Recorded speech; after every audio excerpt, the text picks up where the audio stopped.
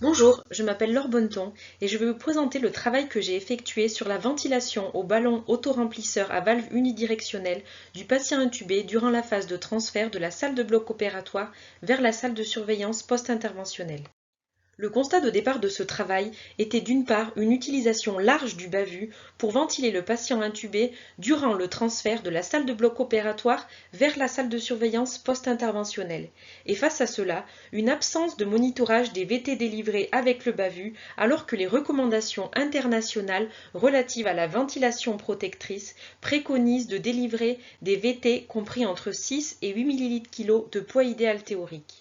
Le but de ce travail était donc de répondre à la problématique suivante, à savoir, est-ce que les VT délivrés avec un bavus à un patient intubé durant le transfert de la salle de bloc opératoire vers la SSPI sont compatibles avec une stratégie de ventilation protectrice?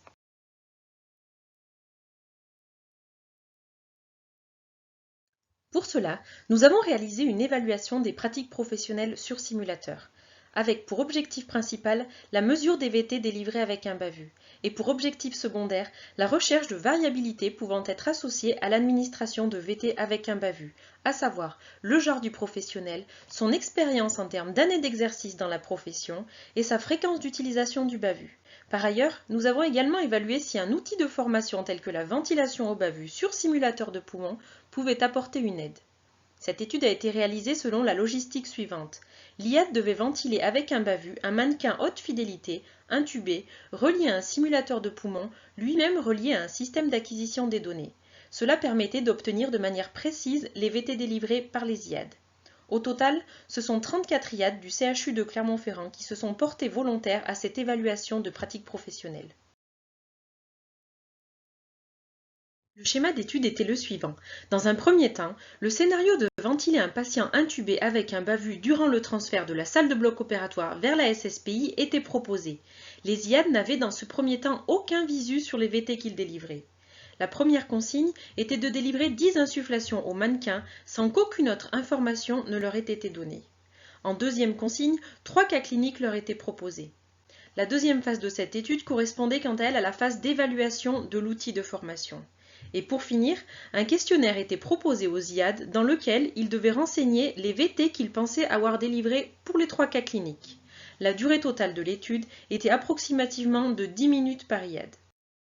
Les premiers résultats de cette étude ont montré que les 3 quarts des IAD ont ventilé le mannequin de manière standardisée, c'est-à-dire sans demander ses caractéristiques morphologiques afin de pouvoir adapter les VT à délivrer.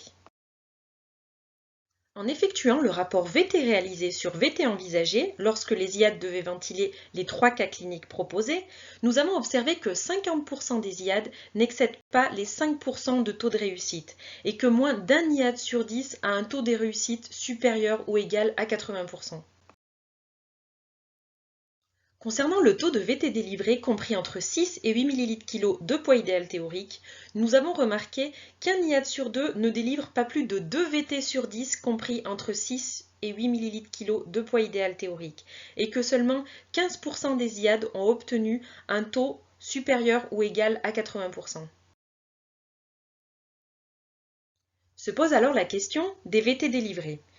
Eh bien, en regroupant l'ensemble des VT délivrés par l'ensemble des IAD, nous avons remarqué que les VT délivrés étaient compris entre 2,5 et 12 ml/kg de poids idéal théorique et que seulement un quart de la totalité des VT délivrés était compris entre 6 et 8 ml/kg de poids idéal théorique.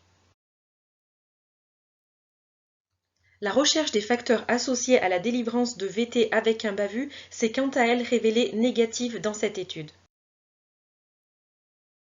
Et pour finir, nous avons relevé que l'outil de formation qu'est la ventilation au bavus sur simulateur de poumon était souhaité par la totalité des IAD, puisqu'après formation, la moitié de l'effectif a obtenu un taux de réussite de l'ordre de 90%.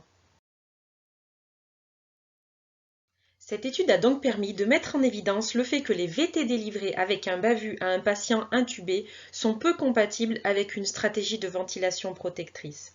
La cause essentielle étant l'absence de rétrocontrôle des VT délivrés.